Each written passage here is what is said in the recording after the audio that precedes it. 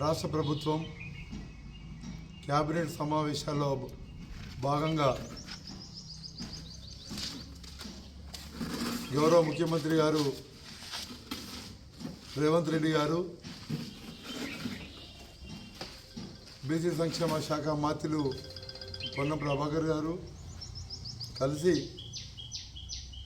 జనగామ జిల్లాకు పోరాట యోధుడు, బహుజన వీర యోధుడు అయినటువంటి సర్వాయి పాపన్న పేరు ప్రకటించడం తెలంగాణ రాష్ట్రంలో ఉండేటువంటి ఒక బీసీ మరియు బహుజన నాయకులందరూ కూడా సంతోషాన్ని, హర్షాన్ని వెలిబుచ్చుతుండ్రు. ఈ యొక్క సందర్భంగా గౌరవ ముఖ్యమంత్రి రేవంత్ రెడ్డి గారికి, అదేవిధంగా ఉప ముఖ్యమంత్రి బట్టి విక్రమార్క గారికి, రవాణా మరియు బీసీ సంక్షేమ శాఖ మంత్రులు పొన్నం ప్రభాకర్ గారికి బీసీ సంక్షేమ సంఘం తరఫు నుంచి మేము ప్రత్యేకమైనటువంటి కృతజ్ఞత తెలియజేస్తున్నాం. ఇలా రాష్ట్రంలో తెలంగాణ గడ్డ అంటేనే పోరాటాల గడ్డ. స్వాతంత్రానికి పూర్వం 17వ శతాబ్దంలోనే ఈ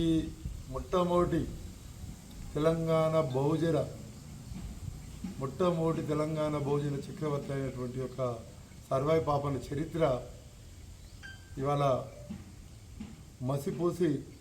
చరిత్ర పుటల్లో మాయమవుతూ ఉన్నటువంటి ఒక తరుణంలో ఈ యొక్క జనగామ జిల్లాకు ఆయన పేరు ప్రకటించడం చాలా హర్షణీయమైనటువంటి ఒక విషయము. ఈ తెలంగాణ గడ్డ మీద పుట్టినటువంటి యొక్క బహుజన యోధులు, బహుజన వీరులు, బహుజన అమరవీరుల యొక్క స్మారకార్థం వాళ్ళ యొక్క పోరాట పటిమను మరొక్కసారి ఈ యొక్క తెలంగాణ ప్రజలు స్మరించుకునేటువంటి యొక్క అవకాశం ఈ యొక్క గవర్నమెంట్ కల్పించినందుకు మేము సర్వత్రా హర్షం వెలిబుచ్చుతున్నాం. తెలంగాణ గడ్డ అంటేనే పోరాటాల గడ్డ. ఎందరో ఇవాళ బహుజన యోధులు ఈ యొక్క తెలంగాణ గడ్డ మీద పుట్టి స్వాతంత్రానికి ముందే ఈ దేశానికి, ఈ యొక్క ప్రపంచానికి పోరాటం అంటే ఏంటిది, ఉద్యమం అంటే ఏంటిది నేర్పినటువంటి యొక్క గడ్డ తెలంగాణ గడ్డ. అందులో సర్వాయి పాపన్న ఒక సామాన్యమైనటువంటి ఒక కుటుంబాన్ని పుట్టి, సామాన్యమైనటువంటి ఒక కల్లుగీత కుటుంబంలో పుట్టి పోరాటం అంటే అచంచలమైనటువంటి ఒక ధైర్యాన్ని, అనితర సాధ్యమైనటువంటి ఒక తెగింపును తన లోపల నింపుకొని కేవలం కుల వృత్తుల వారితోటి ఒక సైన్యాన్ని తయారు చేసి ఈ యొక్క తెలంగాణ రాష్ట్రంలో ఉండేటువంటి యొక్క గడీలను, కోటలను కొల్లగొట్టి బహుజన రాజ్యాన్ని స్థాపించాలన్నటువంటి ఒక పట్టుదలతోటి 12 మందితోటి సైన్యాన్ని స్టార్ట్ చేసుకొని 12,000 మందితోటి సైన్యాన్ని ఏర్పాటు చేసి గోల్కొండ కిలాను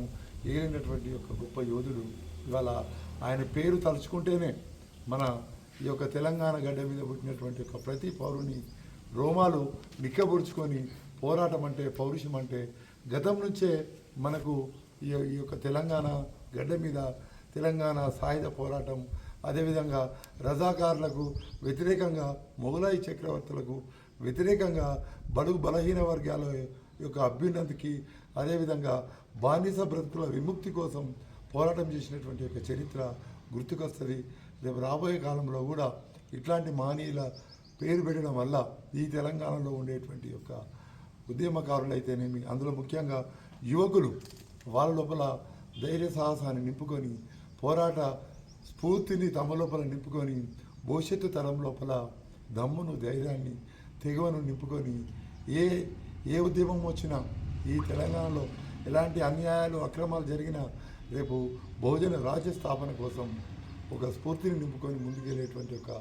అవకాశం ఉంటుందని చెప్పి ఒక సందర్భంగా నేను బీసీ సంక్షేమ సంఘం నుంచి తెలియజేస్తా ఉన్నాను.